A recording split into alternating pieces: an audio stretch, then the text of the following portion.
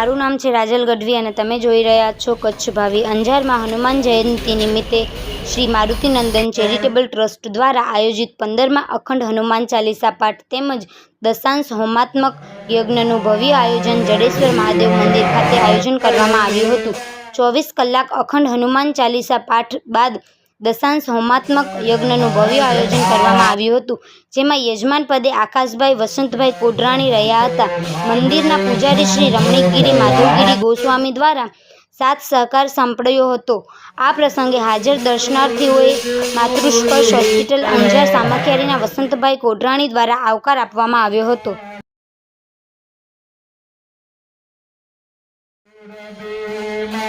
तने